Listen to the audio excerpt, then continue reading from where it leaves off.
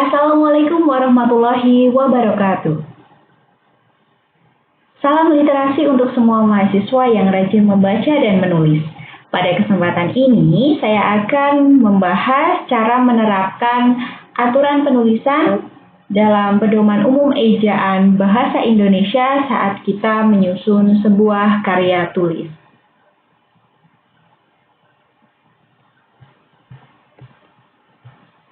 E-book Pedoman Umum Ejaan Bahasa Indonesia dapat diunduh secara gratis melalui laman Badan Bahasa. Kalian juga dapat menelusuri melalui mesin pencari Google dengan cara mengetikkan sebuah kata kunci PUEB, lalu kalian akan dengan mudah menemukan e-book PUEB atau Pedoman Umum Ejaan Bahasa Indonesia.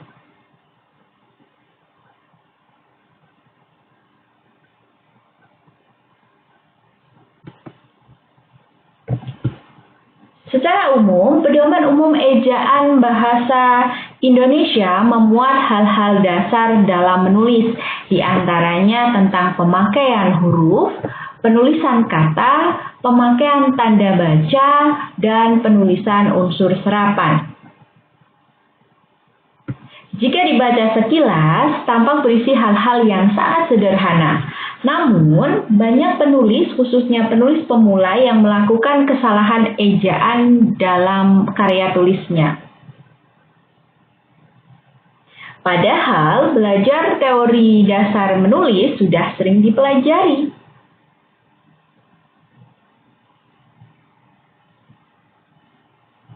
Materi dalam Pedoman Umum Ejaan Bahasa Indonesia sebenarnya bukan untuk dihafalkan, tapi dipraktekkan terus-menerus selama menulis. Jika ragu, bagaimana penulisan yang benar, kita dapat membuka kembali pedomannya. Cara ini akan membuat penulis pemula terbiasa menulis dengan Pedoman Umum Ejaan Bahasa Indonesia yang benar.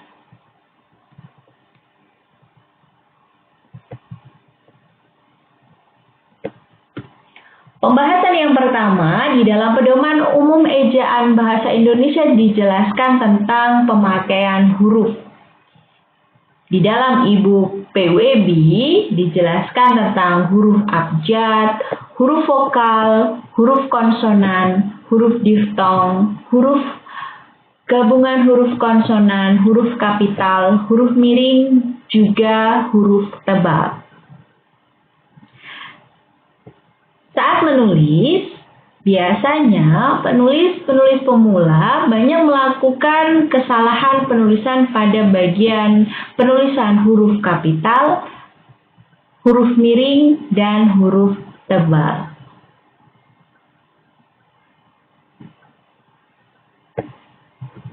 Nah, huruf kapital memiliki aturan di dalam penulisannya. Di antaranya adalah huruf kapital digunakan pada huruf pertama awal kalimat. Seperti contoh yang pertama ini, di awal kalimat menggunakan huruf kapital. Berikutnya adalah huruf pertama nama orang. Nah, nama orang huruf pertamanya pasti menggunakan huruf kapital.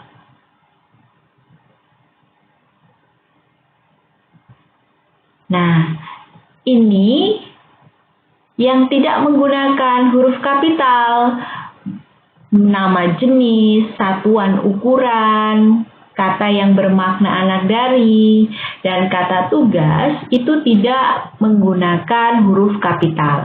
Misalnya ikan mujair. Mujair meskipun ini nama ikan tapi merupakan nama jenis sehingga penulisannya tidak kapital. Kemudian satuan misalnya vol. Ini tidak digunakan dengan huruf kapital. Kemudian binti yang bermakna anak dari tidak menggunakan huruf kapital. Selanjutnya kata tugas di, ke, dari, untuk yang tidak menggunakan huruf kapital. Berikutnya, huruf kapital juga digunakan pada huruf pertama dalam petikan langsung.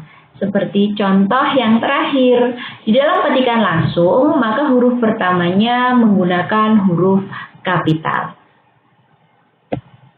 Aturan yang lain, huruf kapital digunakan sebagai huruf pertama nama agama, nama kitab suci, nama Tuhan, juga gelar kehormatan, gelar keturunan, gelar keagamaan, dan gelar akademik.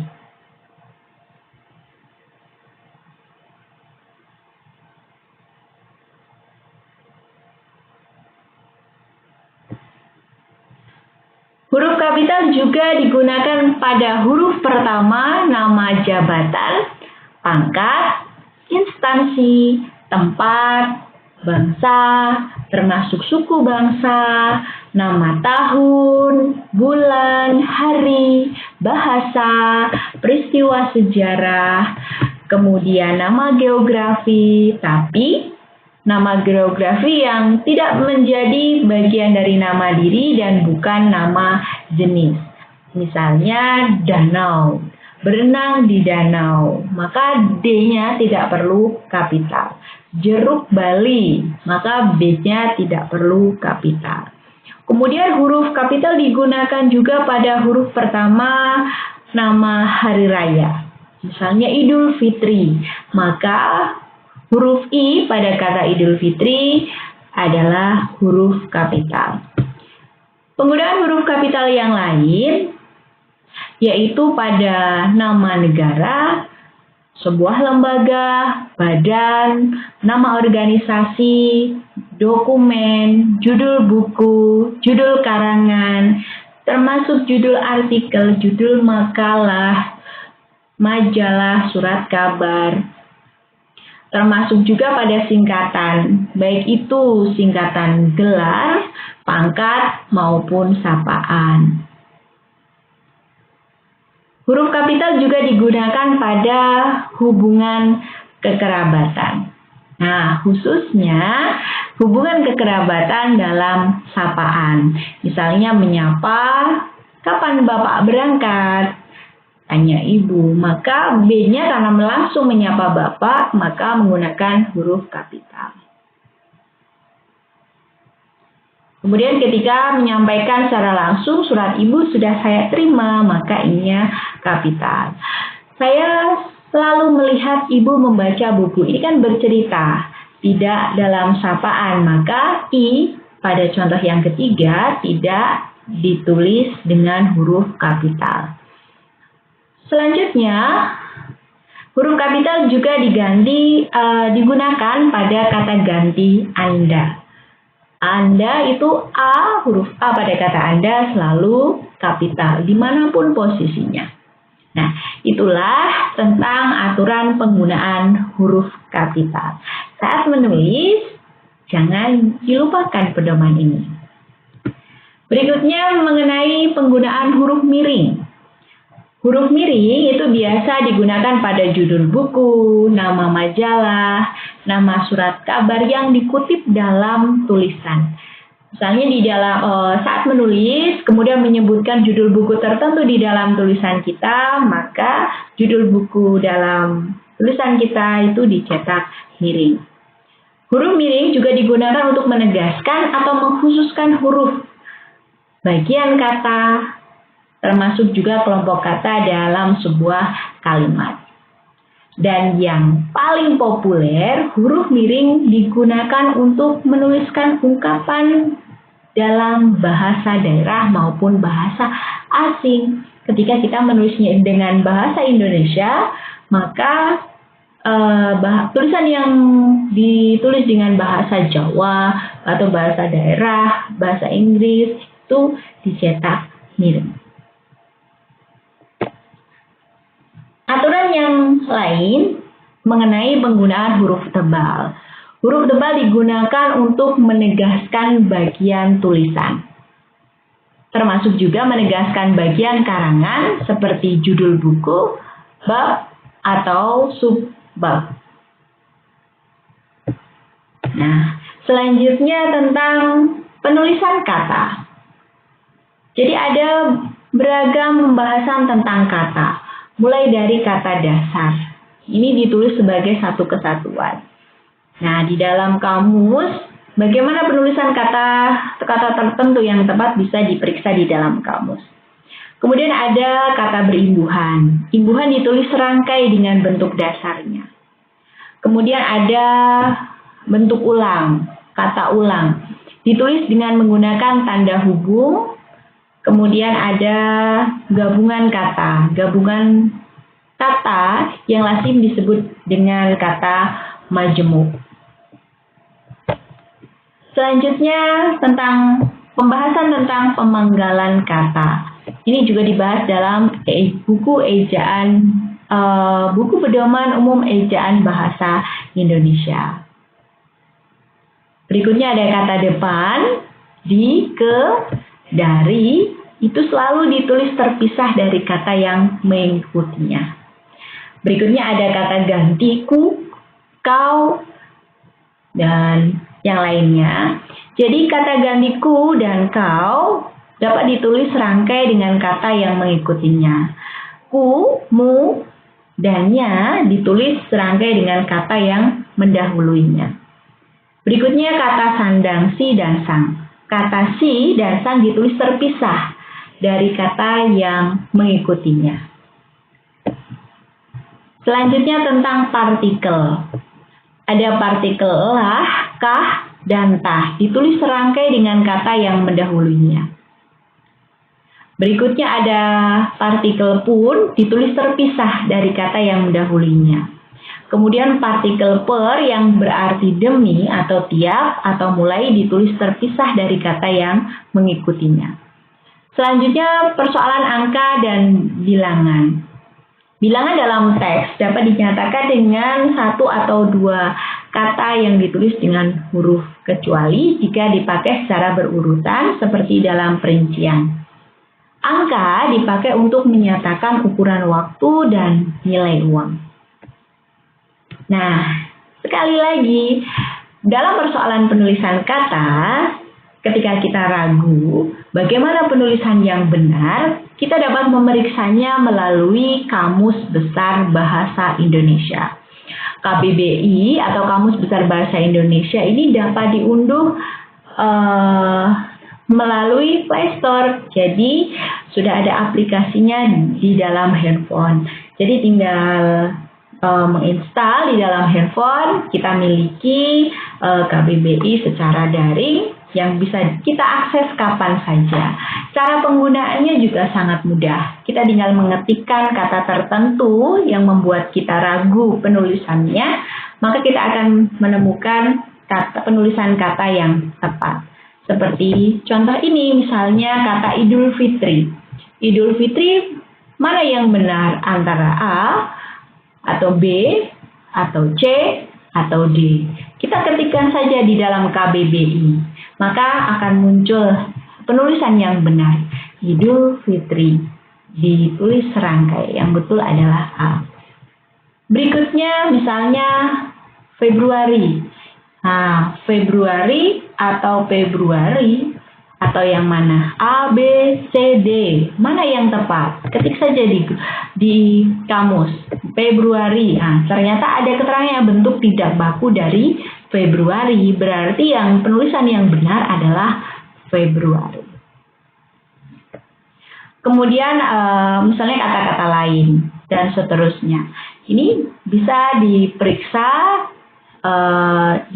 diperiksa di dalam Kamus Besar Bahasa Indonesia untuk melengkapi persoalan penulisan kata.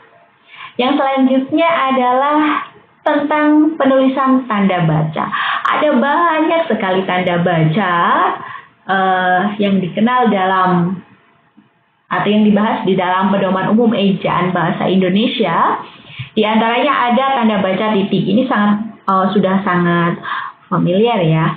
Nah, tentang tanda baca titik. Titik ini dipakai pada akhir kalimat. Kemudian tanda baca koma.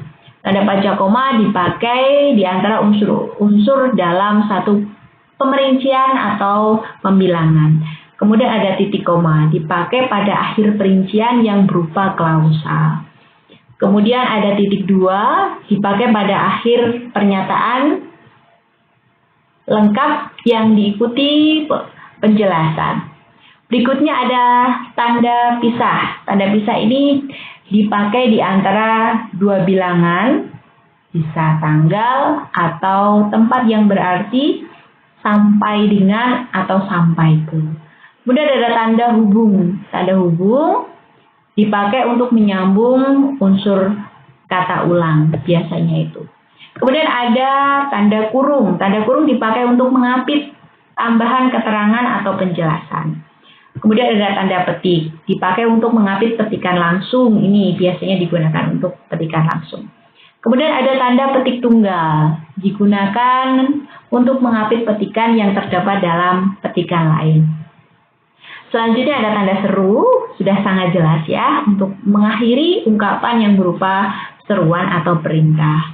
Kemudian tanda tanya untuk mengakhiri kalimat tanya. Ada tanda garis miring, dipakai biasanya muncul di nomor surat, dalam alamat, penandaan masa 1 tahun yang terbagi dalam 2 tahun dan seterusnya. Berikutnya tentang tanda kurung siku. Nah, ini untuk mengapit keterangan dalam kalimat penjelas yang terdapat dalam tanda kurung. Berikutnya lagi ada tanda penyingkat atau disebut dengan apostrof. Tanda penyingkat dipakai untuk menunjukkan penghilang bagian kata atau bagian angka tahun dalam konteks tertentu. Nah, ini adalah beberapa tanda baca dan penulisannya. Sekarang ini, seringkali meletakkan tanda baca. Saya banyak melihat kekeliruan-kekeliruan yang saya jumpai ketika saya membaca atau mereview sebuah karya tulis yang ditulis oleh penulis pemula yang kurang teliti. Nah, jadi yang benar, yang kedua ini salah ya. Jadi yang mahasiswa terbaik akan belajar dengan disiplin, spasi, koma, spasi, penuh semangat, spasi, koma, spasi, dan seterusnya. Penulisan yang semacam ini salah. Demikian juga ketika tanda koma mengikuti kata sesudahnya. Ini juga keliru. Nah, yang benar adalah tanda baca itu selalu melekat pada kata sebelumnya. Misalnya, mahasiswa terbaik akan belajar dengan disiplin, koma, spasi, penuh semangat, koma, spasi, dan pantang menyerah. Perhatikan ini. Penulisan tanda baca yang benar adalah pada contoh yang dicetak dan dengan diberi warna abu-abu dan diberi centang hijau. Inilah penulisan yang benar.